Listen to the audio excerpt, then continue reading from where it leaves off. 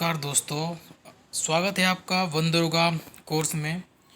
चलिए तो बात करते हैं आज की क्लास के बारे में। इससे पहले की क्लास में हमने आपको श्वसन तंत्र और आपका उत्सर्जन तंत्र उसके बारे में बताया था कि पादप में आपका उत्सर्जन किस प्रकार से होता है। तो आज हम जो क्लास है आपकी वो है आपकी मानव उत्सर्जन तंत्र। तो इसमें हम पढ़ेंगे किडनी। किडनी का कार्य किस प्रकार से है और कौन कौन से यहाँ से क्वेश्चन बनते हैं वो सब चीज़ें यहाँ पर हम देखेंगे। ठीक है, एक बात और ध्यान से वीडियो को देखना है क्योंकि यहाँ पर मैं डायरेक्ट वही आपको पॉइंट बताऊँगा जो पेपर में आ चुके हैं या पेपर में आते हैं। ठीक है, चलिए तो बात करते हैं आज की क्लास के बारे में, मानव उत्सर्जन तंत्र। तो देखिए, जो आपका उत्सर्जन होता है, शरीर के द्वारा जो अवांछनीय पदार्थ होते हैं उनको बाहर निकालने क्या कहलाता है, आपका उत्सर्जन कहलाता है। शरीर के द्वारा वो विषैले पदार्थ या वो अवांछनीय पदार्थ जिनकी आवश्यकता शरीर को नहीं होती उन्हें हम या उस प्रक्रिया को हम उत्सर्जन कहते हैं। या जो उपापचयी या मेटाबॉलिक क्रियाओं द्वारा निर्मित होते हैं। अब ये क्रिया कौन सी है? शरीर में पाचन तंत्र के दौरान जो क्रिया होती है वो उपापचयी या मेटाबॉलिक क्रिया होती है। मेटाबॉलिक क्रिया में क्या होता है, आपका भोजन ऊर्जा में बदल जाता है। ठीक है, भोजन क्या होता है, आपका ऊर्जा में बदल जाता है और एटीपी के फॉर्म में शरीर में आपका संचित हो जाता है। जो मेटाबॉलिक आपकी क्रिया होती है उसको हम दो तरह से पढ़ते हैं, एक तो आपकी एनाबॉलिक क्रिया और एक है आपकी कैटाबॉलिक क्रिया, उपचय या अपचय। याद रखिएगा, जो आपकी मेटाबॉलिक क्रिया होती है वो दो प्रकार से होती है, एक तो आपकी एनाबॉलिक और एक होती है आपकी कैटाबॉलिक। दोनों के बारे में पढ़ते हैं। जो एनाबॉलिक जो होती है इसमें आपके सिंपल मॉलिक्यूल जो होते हैं वो कॉम्प्लेक्स या जटिल मॉलिक्यूल्स में बदल जाते हैं। समझ रहे हो, इसमें सिंपल मॉलिक्यूल्स आपके कॉम्प्लेक्स मॉलिक्यूल में बदलते हैं। जैसे कि यदि एग्जांपल लें तो आपका ग्लूकोज जो है वो ग्लाइकोजन में बदलता है। आपको पता है कि हमारे शरीर में एनर्जी ग्लाइकोजन के रूप में भी संचित रहती है। या हीमोग्लोबिन जो बनता है, आपको पता है हीमोग्लोबिन जो बनता है। तो इसमें क्या होता है, इसमें आपके सिंपल मॉलिक्यूल कॉम्प्लेक्स में कन्वर्ट हो जाते हैं, उसको बोलते हैं उपचय एनाबॉलिक क्रिया। दूसरी जो है आपकी वो है आपकी अपचय।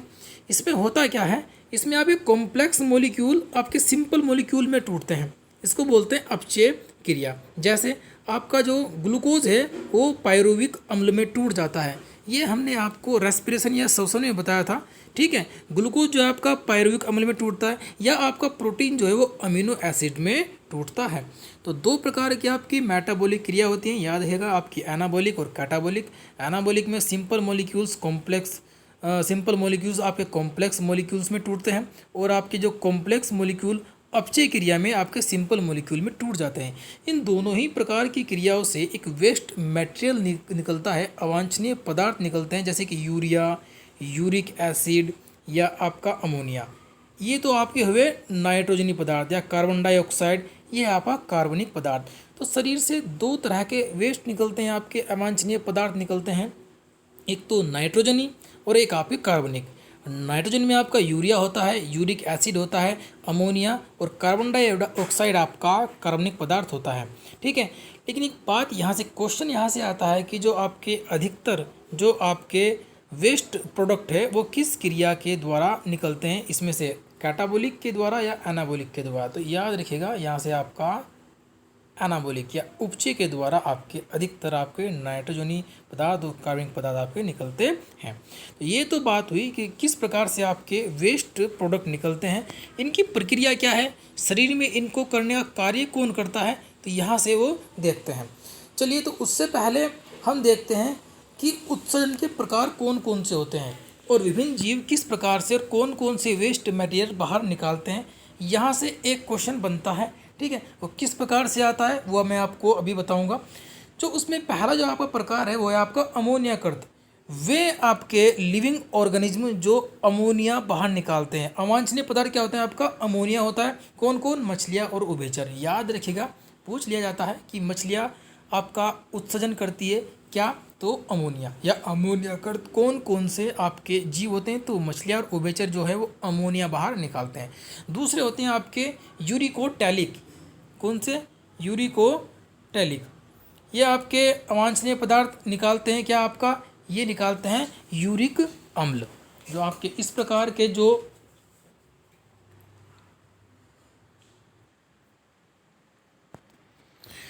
आपके इस प्रकार के जो जीव होते हैं वो कौन कौन से होते हैं? वो होते हैं आपके सरीसृप, रेंगने वाले और पक्षियाँ तथा कीट। इनका जो वेस्ट मटेरियल होता है वो होता है आपका यूरिक अम्ल। ठीक है, कौन सा होता है आपका? यूरिक अम्ल। अब यूरिकोटेलिक कौन कौन से आपके जीव होते हैं? सरीसृप होते हैं, रेंगने वाले और पक्षियाँ और कीट, ये आपके यूरिक अम्ल को बाहर निकालते हैं। ये यूरिक अम्ल को बाहर निकालने का कारण ये भी है कि इनको यूरिकोटेलिक भी इसलिए भी कहा जाता है कि ये यूरिक अम्ल को इसलिए बाहर निकालते हैं ताकि जल की कमी इनके अंदर ना हो। ये हुए आपके यूरिकोटेलिक। अब मनुष्य की बात पूछता है कि मनुष्य इनमें से किस कैटेगरी में आता है? उसको बोलते हैं यूरियोटेलिक। याद रखिएगा, को और ओ का अंतर है, यूरियोटेलिक। इनका जो अवांछनीय पदार्थ होता है वो होता है आपका यूरिया। ठीक है, अवांछनीय पदार्थ में क्या होता है? वेस्ट मटेरियल आपका यूरिया होता है। एक बार और रिवीजन कर लेते हैं, देख लेते हैं। अमोनिया निकालते हैं कौन कौन अपने शरीर से? अमोनिया आपकी मछलियाँ और उभयचर निकालते हैं। और आपका यूरिक अम्ल जो निकालते हैं सरीसृप, रेंगने वाले और पक्षियाँ और कीट, ये निकालते हैं आपका यूरिक अम्ल। और मानव किस कैटेगरी में आता है? तो यूरियोटैलिक में आता है। इसका अवांछनीय पदार्थ कौन सा है? आपका यूरिया होता है।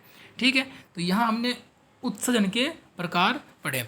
चलिए अब देख लेते हैं कि मानव में उत्सर्जन अंग कौन सा है, किस प्रकार से वह कार्य करता है, कौन कौन से यहाँ से क्वेश्चन बनते हैं। ठीक है, तो यहाँ पर आपका ह्यूमन एक्सक्रीटरी सिस्टम है, मानव उत्सर्जन तंत्र।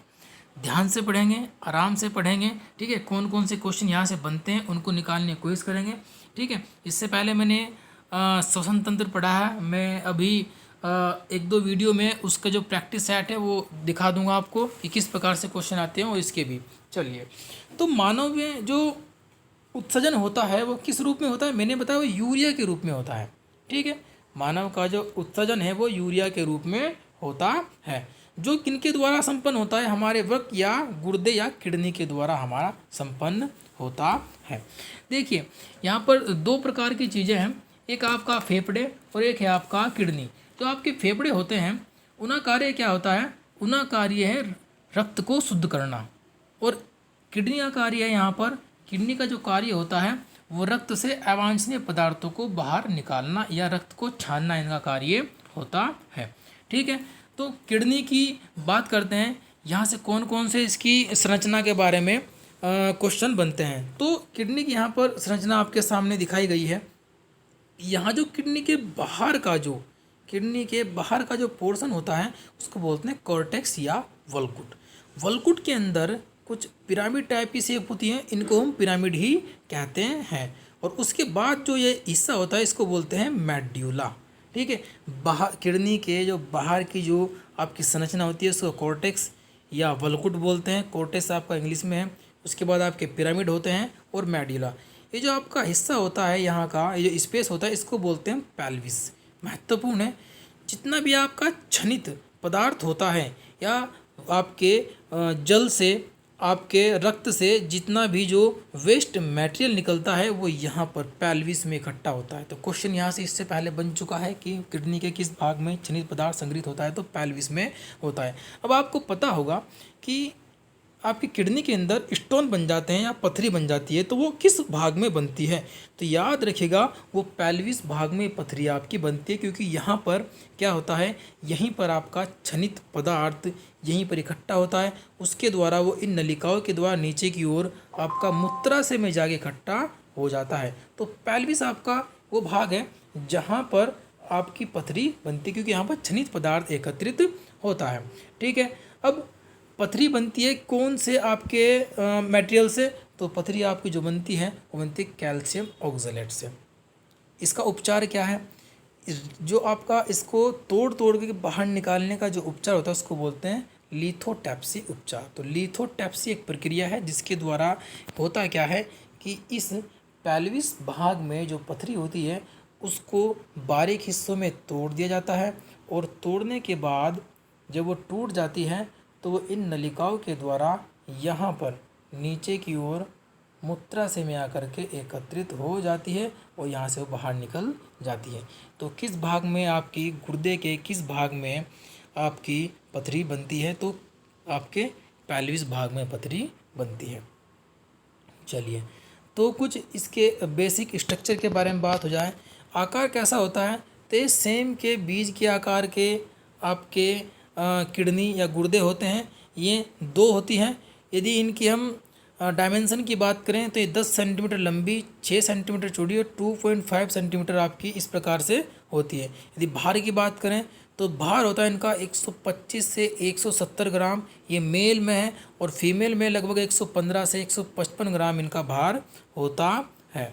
ठीक है, यहाँ पर आपकी एक ओर से इसमें ये महाधमनी होती है, एक आपकी इसमें महाशिरा होती है। महाधमनी में हमने आपको ब्लू कलर से यहाँ पे कलर किया है, इसका मतलब है ये आपका अशुद्ध रक्त, और यहाँ पर आपका रेड कलर से है ये आपका शुद्ध रक्त होता है।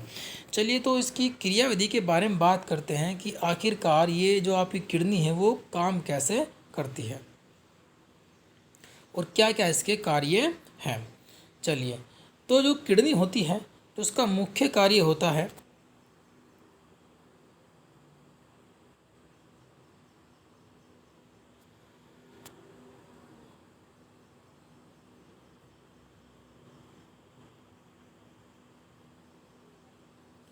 किडनी का जो कार्य होता है वो होता है आपका रक्त का निस्पंद करना या रक्त का छानना।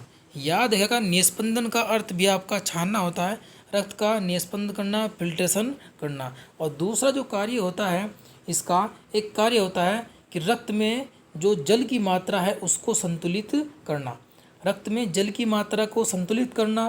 ठीक है, रक्त को निस्पंदन करना या छानना, या इसके बाद रक्त से निस्पंदन करना और छानना। किडनी जो है, किडनी से आपका एक हार्मोन्स भी उत्पादित होता है। कौन सा?